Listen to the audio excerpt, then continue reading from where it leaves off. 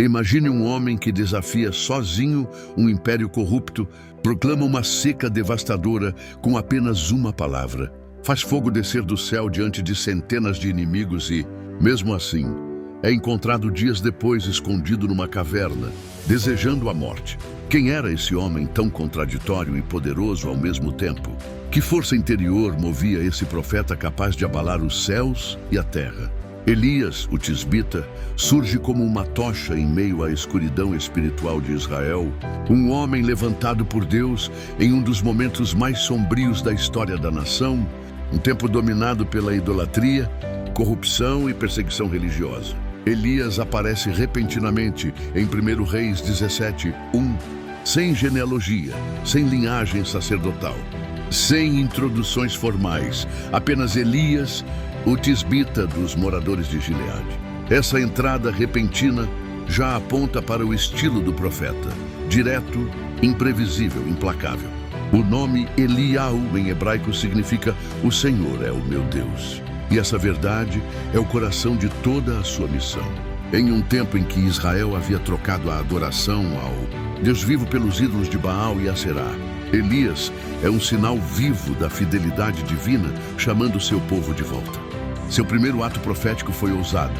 Ele profetiza uma seca de anos sem sequer esperar permissão, enfrentando o rei Acabe, um dos piores reis de Israel, casado com Jezabel, uma rainha fenícia que havia introduzido oficialmente o culto a Baal em Israel.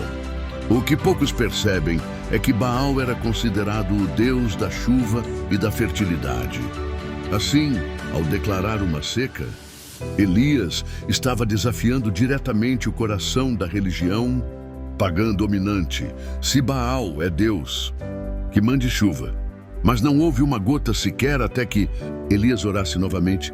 Tiago 5:17 e 18. Esse detalhe não apenas confrontava a idolatria, mas revelava que o verdadeiro Deus controla até mesmo os céus e as estações. Após declarar a seca, Deus o envia para o ribeiro de Querite, onde ele é sustentado por corvos, animais considerados impuros na lei judaica, Levítico 11:15. Essa ordem divina desconstrói os paradigmas religiosos do profeta, ensinando-o que a provisão de Deus pode vir de formas inesperadas. Esse isolamento também é um tempo de preparo, pois antes de confrontar multidões, Elias precisa aprender a confiar no sustento silencioso de Deus. Querite significa cortar ou separar, e de fato ali Elias é separado do mundo e moldado no oculto.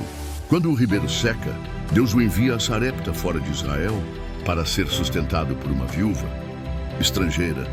Essa ordem é surpreendente. Não havia viúvas em Israel que pudessem ajudar o profeta. Jesus menciona esse episódio em Lucas 4:25-26, escandalizando seus ouvintes ao sugerir que a graça de Deus alcança também os gentios.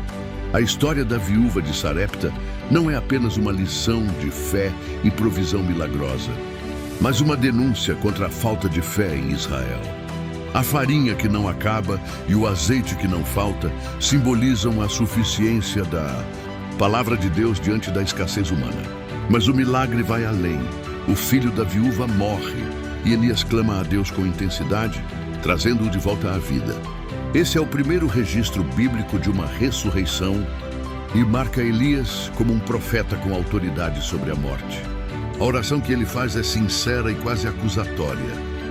Trouxeste também mal sobre esta viúva, matando-lhe o filho, revelando que mesmo os grandes homens de Deus lutam com dúvidas e emoções profundas.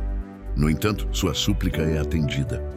E a ressurreição do menino sela o testemunho da viúva. Agora conheço que tu és homem de Deus e que a palavra do Senhor na tua boca é verdade. A trajetória de Elias até aqui é uma mistura poderosa de fé radical, dependência total e sinais sobrenaturais. Ele não tem um templo, não possui exércitos, não carrega riquezas. Sua única arma é a obediência a Deus. Em tempos de crise espiritual, Deus não levanta celebridades, mas servos ocultos que vivem no secreto e falam com ousadia. Elias representa esse tipo de homem. Mas sua jornada ainda está longe de terminar. Há um confronto no Monte Carmelo que mudará o rumo da história.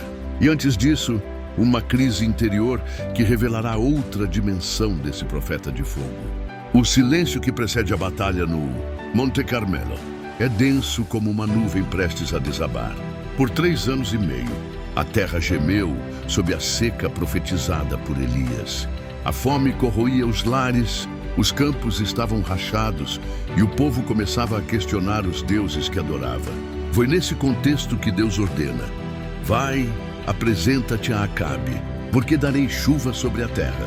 1 Reis 18:1. Mas antes que a chuva caia, será necessário um confronto, não apenas entre Elias e os profetas de Baal, mas entre a verdade e a mentira, entre a fé e o engano.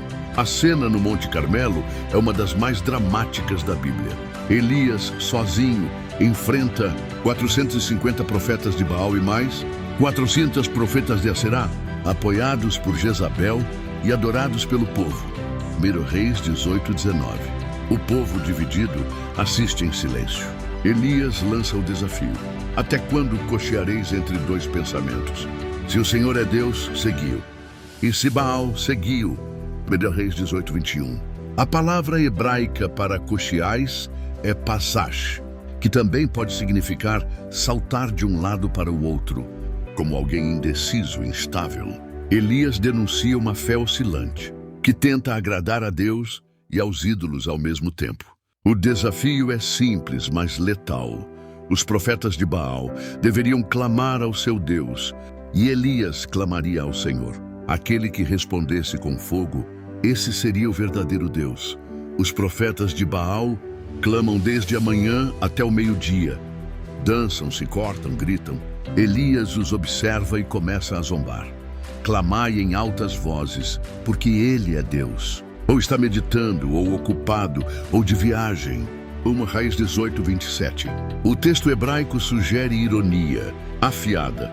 O termo ocupado pode ser traduzido como aliviando-se. Elias está expondo o ridículo do paganismo, mostrando a impotência dos ídolos. Quando chega sua vez, Elias reconstrói o altar do Senhor que estava quebrado, um gesto simbólico poderoso. Ele usa 12 pedras, representando as 12 tribos de Israel, inclusive as do Reino do Sul, num sinal de unidade espiritual. Coloca a lenha, o sacrifício, cava uma vala ao redor e derrama água 3 vezes, até que tudo esteja encharcado. 1 Reis 18:30-35. Não há espaço para truques ou manipulação. Então ele ora. Não grita, não se corta, não dança. Apenas ora com fé. Responde-me, Senhor, responde-me, para que este povo conheça que Tu, Senhor, és Deus. Imediatamente o fogo do céu consome o holocausto. A lenha, as pedras, o pó e até a água. É um momento de glória, de confirmação, de avivamento. O povo se prostra e grita: o Senhor é Deus, o Senhor é Deus. 1 Reis 18:39. Exatamente o significado do nome. Elias. A multidão que antes estava dividida agora reconhece a soberania do Altíssimo. Os profetas de Baal são capturados e mortos no ribeiro de Quizon. Após isso, Elias sobe ao monte novamente, coloca o rosto entre os joelhos e ora por chuva. Aqui vemos outra dimensão do profeta. Ele não apenas ora pelo juízo, mas também pela restauração. Após 7 vezes, seu servo vê uma nuvem pequena como a palma da mão. Elias reconhece o sinal e corre.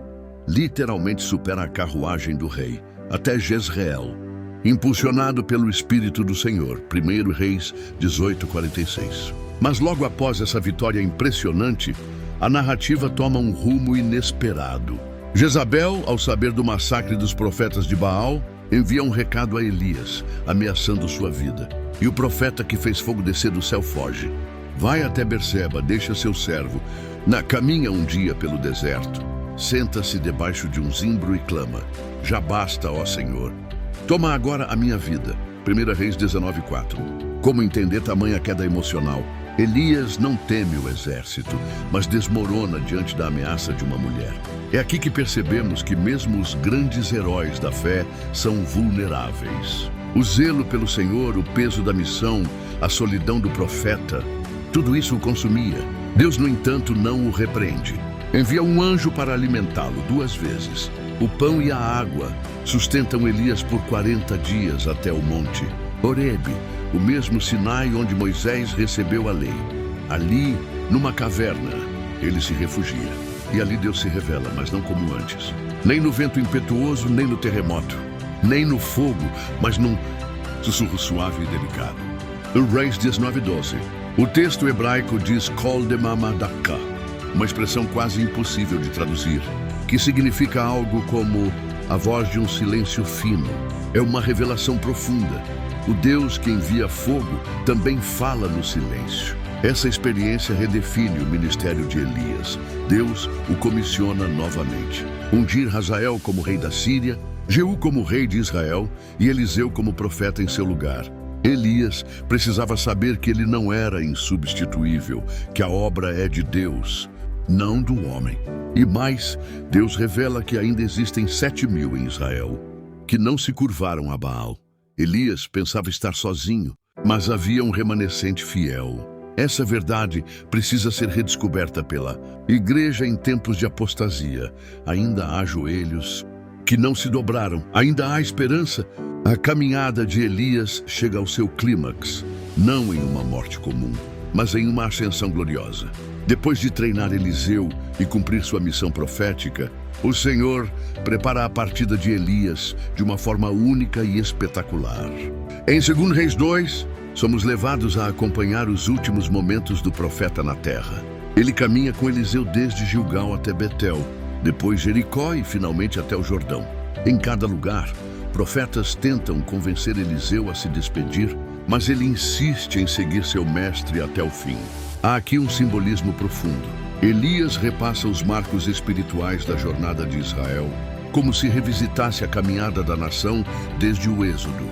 Quando chegam ao Jordão, Elias toma sua capa, enrola-a e fere as águas, que se dividem, permitindo que ambos passem a seco. Essa imagem ecoa os grandes atos de Deus através de Moisés e Josué, reafirmando que Elias está entre os grandes libertadores e líderes espirituais da história.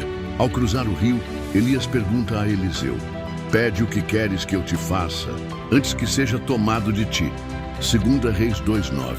Eliseu não pede riqueza, fama ou poder, pede porção dobrada do espírito do seu mestre. A porção dobrada era o direito do primogênito, mas aqui simboliza desejo por continuidade espiritual, por herdar o manto profético e ir além.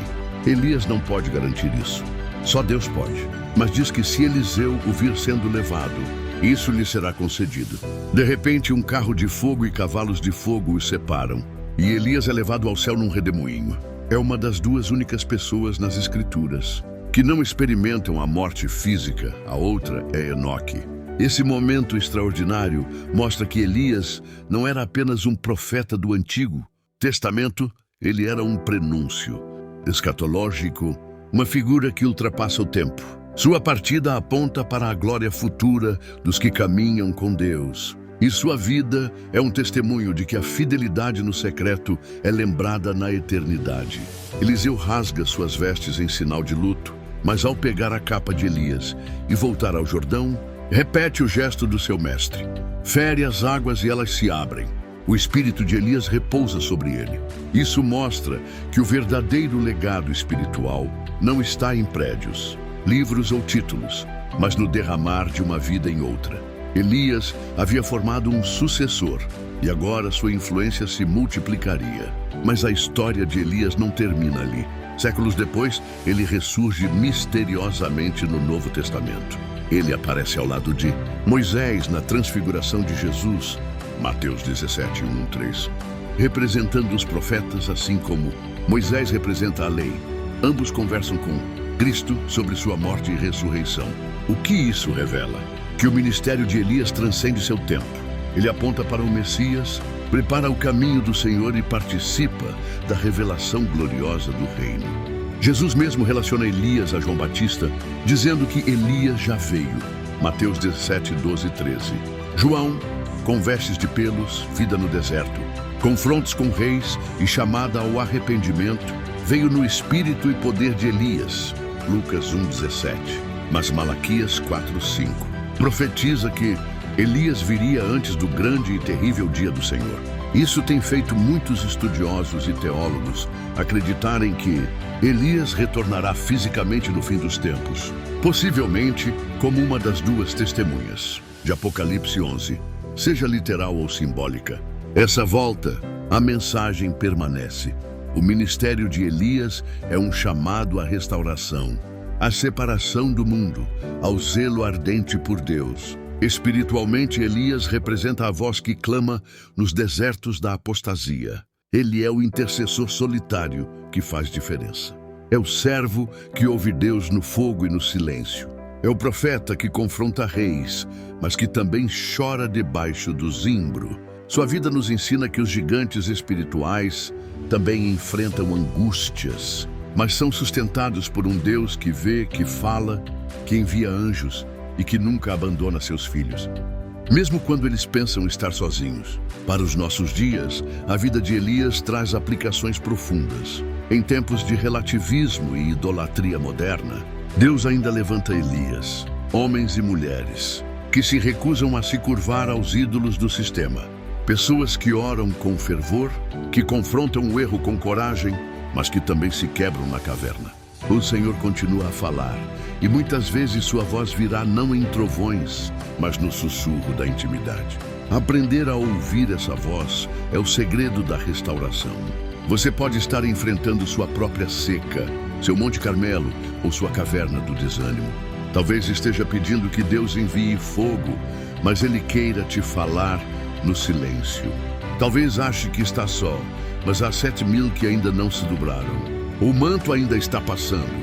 Que sejamos como Eliseu, famintos por mais de Deus, dispostos a seguir até o fim e preparados para receber o legado do céu. Que o espírito de Elias desperte essa geração para um avivamento de verdade.